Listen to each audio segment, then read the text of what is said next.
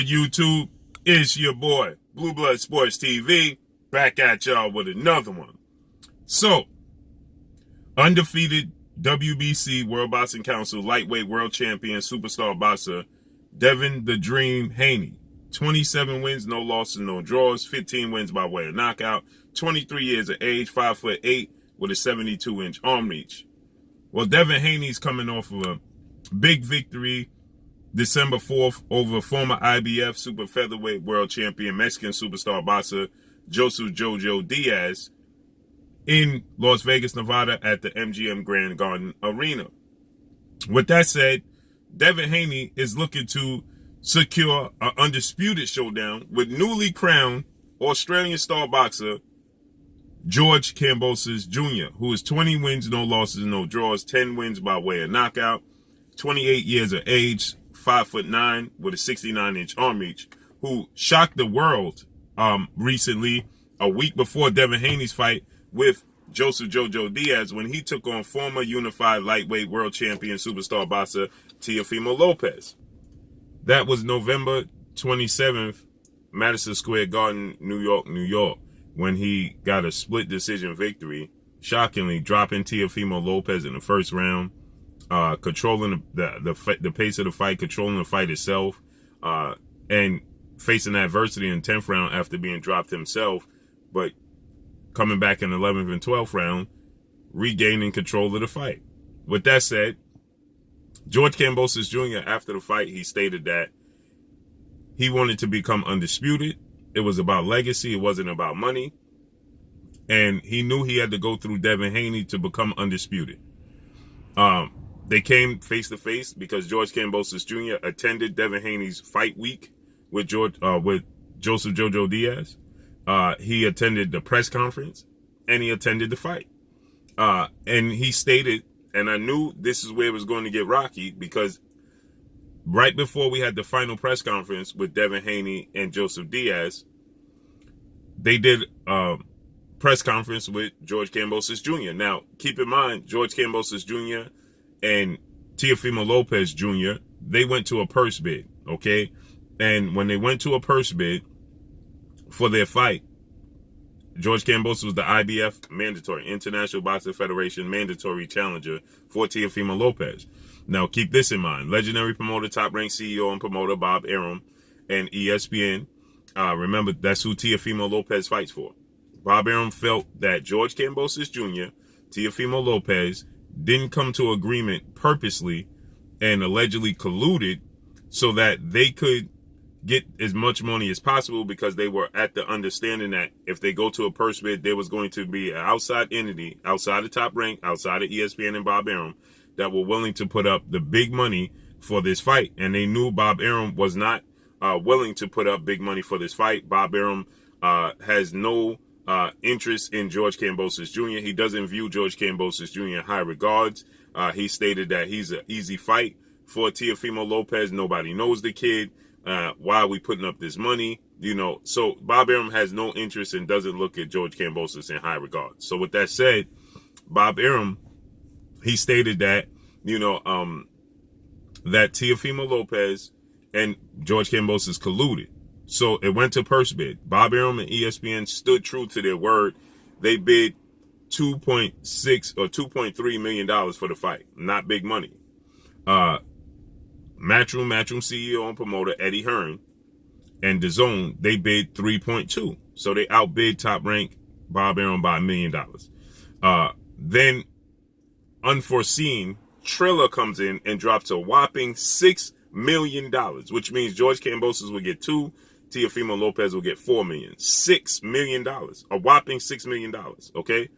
And that was unforeseen. Bob Arum wasn't happy with Eddie Hearn for bidding on it, and he wasn't happy with Triller. Well, Triller couldn't keep up with the fight. It was getting postponed. It was initially scheduled to take place June 5th, but then Floyd Mayweather and Logan Paul had an exhibition June 6th. So they canceled, they rescheduled for Juneteenth weekend, the weekend of June 19th. But then Teofimo Lopez allegedly tested positive for C-19 and was also moved from that date. And it kept getting postponed to the point where Triller just dropped out. Triller then told Teofimo Lopez to go to Australia. He didn't want to go. He refused. Triller dropped out. Okay? And went to the next highest bidder, which was Eddie Hearn, Matchroom, and DAZN. So Eddie Hearn is well aware what George Kambosos Jr. highest payday is. Because now, if you don't know, George Kambosos Jr., he's taken to social media, and now he's changing his status to undisputed after WBC, World Boxing Council President Mauricio Suleiman took to social media and stated that George Kambosos Jr. was undisputed. Well, that gave George Kambosos Jr. the necessary feeling that he's undisputed and he doesn't have to fight Devin Haney to be undisputed. So George Kambosos Jr., he changed all his status on all his social media to undisputed now. And so with that said, George Kambosos Jr. takes to social media and he puts up a poll. Who should he fight next? Devin Haney, Tank Davis, Lomachenko, or Ryan Garcia? Right? Or Ryan Garcia. Why would Ryan Garcia be in the mix when you said it was about legacy and it was about the biggest purse? Ryan Garcia doesn't represent that because he's never even got more than $500,000 in his career for any fight. He's not a world champion, nor has he ever fought for a world title. Why is he in the running? I have no clue. Gervonta Tank Davis just recently broke his hand. And why is Gervonta Tank Davis in the running when George Kambosos Jr. sat on the podium in the main event press conference, and he stated that he wanted to fight the guy that was going to be the most exciting out the weekend. Keep in mind, Devin fought on the Saturday, Tank fought on Sunday. He goes to Tank fight with Isaac Pitbull Cruz, Mexican star boxer, and he feels like Isaac Cruz won the fight, and Isaac Cruz was more exciting. So he definitely states that Devin Haney was the most exciting fighter of the weekend. So why are we having this runaround? But nonetheless, why is Tank Davis in the running if you thought Isaac Cruz won the fight? It's not about money now. Tank Davis represents the biggest payday from junior welterweight on down, 140 on down. But you said it's not about money. You stated it was about legacy and accomplishing being the best fighter and being fan-friendly, fan-pleasing. Why is Tank Davis in the running when you felt Isaac Cruz won the fight and that you know Tank broke his left hand and you said Devin Haney was more exciting? So that should immediately eliminate Tank Davis and Ryan Garcia immediately out the equation, right? Okay, well then he said he likes the way Vasyl Lomachenko is planning his future. What did Lomachenko's planning of his own future have to do with you? And that was appealing to you. Because Lomachenko fought December 11th, a week after they fought, against former IBF lightweight world champion Richard Comey, who had already previously been knocked out and had 3 losses on his resume total, and was brutally knocked out by the man you just beat in Teofimo Lopez. Lomachenko beat Nakatani, who never won a world title, never fought for a world title. So why was Nakatani? So how does Lomachenko, yes, Lomachenko has a amateur pedigree that's off the charts, but he was also a grown man competing against young adults and kids. He didn't turn professional until he was 26, going on 27 years of age. That is 4 years older than Devin Haney currently as it stands, and it's only 1 year younger than George Kambosos Jr. as he is, and it's the age of Gervonta Tank Davis right now. Yes, he's a 2-time Olympic gold medalist, 3-division champion, and unified lightweight world champion, but that came down to opportunity that Devin Haney just doesn't get. That's for another subject. So Lomachenko's on the list, but Lomachenko and Bob Arum don't want to pay big money.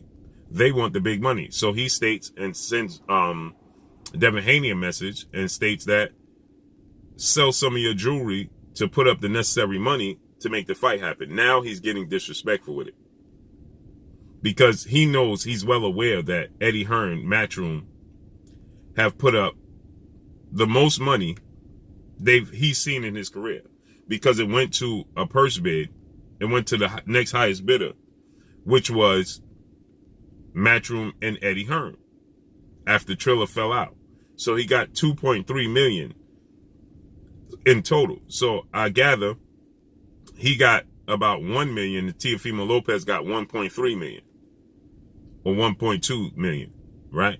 Since they bid they bid 3.2. So he got $1 million and Teofimo Lopez got 2.2 or whatever, right? But that's his highest payday in his career. And George Kambosos Jr. is not a big commodity. Nobody knew who George Kambosos Jr. was. Actually, when Teofimo Lopez chose to fight George Kambosos Jr. over fighting Devin Haney for undisputed, well, it was viewed as a cherry pick and avoiding Devin Haney. Nobody knew who George Kambosos Jr. was. Thus the reason why Bob Arum was not happy with the way things played out with George Kambosos and Teofimo Lopez. Because he was an unknown commodity. Now he shocked the world and made a name for himself by beating Teofimo Lopez, but he also faced adversity in that fight. And there's a lot of people that was happy to see Teofimo Lopez lose because how brash and outspoken he was. So now George Kambosos Jr. is turning into Teofimo Lopez, telling Devin Haney to sell his jewelry to make the fight happen. Well, Devin Haney, he responds and claps back and let him know, you already aware of the big amount of money that's on the table, and you already know that you're going to get your highest payday fighting me because you already been informed. Eddie Hearn is in contact with George Kambosos Jr. because he just put on the fight for George Kambosos. So he know what George Kambosos Jr. last and biggest payday was. So he knows how to top that. And Bob Arum is not willing to pay the big money for Lomachenko fight. That's the reason why they're waiting for the WBO, World Boxing Organization, to mandate the fight. So Devin Haney claps back at George Kambosos and lets him know, after he tells Devin Haney to sell his jewelry, you are already aware of the big money that's on the table. So why are we doing this dance instead of just talking about the fight itself? You already aware that we're going to put up the biggest payday of your career. And you're already aware that I'm more than willing to come to Australia. So he tells Devin Haney once again, you're going to have to come 8,000 miles across 8,000 plus miles to come across the ocean and face me in Australia, the down under. And Devin Haney says, you already aware that I'm more than willing to do so. So he says, you don't have to come to Jupiter, but you have to come 8,000. Devin Haney already obliged you. And now Devin Haney has revealed that you are getting the biggest, you already know the number that's on the table. So you're trying to price yourself out of the fight is what you're doing. Because you're going to get the biggest payday of your career and you're going to have the biggest opportunity. It's a legacy fight for Undisputed. You officially will become Undisputed. Never mind what Mauricio Suleiman is saying, because if you Google Undisputed Champions, that whole all 4 major sanction belts, George Kambosos Jr. is not one of them. Regardless of what the WBC attempts to have happen. If you Google, there's only 6. And he's not one of them. There's Bernard Hopkins at 1, Jermaine Taylor, who beat Bernard Hopkins at 2, Terrence Crawford at 3, Alexander Usyk at 4, at cruiserweight, Josh Taylor at 5, at junior welterweight, and Canelo Alvarez at super middleweight. There's only 6, and you're not one of them. The history books doesn't recognize you as an undisputed champion. So you have a chance and an opportunity to make yourself number 7 on that list if you beat Devin Haney and receive the highest payday of your career while doing so. And you could get the fight in your backyard as you want. So Devin Haney is going to oblige you. You win in every facet of this fight. Except actually winning the fight. Because obviously you don't believe that you can actually win the fight. So here, you have an opportunity to become Undisputed, the 7th Undisputed Champion. You're going to get the highest payday of your career. I'm sure Eddie Hearn and DAZN don't mind paying for this massive fight $5 million to George Kambosos Jr. And it's going to be, he's going to be obliged and have the fight take place in Australia like he wanted. Perfect. What more do you want? So why are you trying to price yourself out and tell Devin Haney to sell his jewelry? No, George Kambosos Jr., you've been revealed for trying to price yourself out because you don't believe you can truly win the fight, and you're looking for the most winnable fight or the most lucrative fight if you're going to have to lose the fight. Period. So let's see how this unfolds and plays out. Make sure you hit the like button, drop a comment in the comment section, let me know what y'all think. Y'all already know what it is. It's your boy Blue, Blue Blood Sports TV. Hate, like, comment, and subscribe. You haven't subscribed, hit the subscribe button, hit the like button, hit the bell icon to get all the new notification. Follow me on Instagram at Blue Blood Sports TV, all one word. Y'all already know what it is. Shout out to the entire LDBC. Shout out to New Media. Shout out to Black Media Raw. Make sure you like and share the videos. That's all I got for y'all. Peace. You're watching Blue Blood Sports TV. Wow.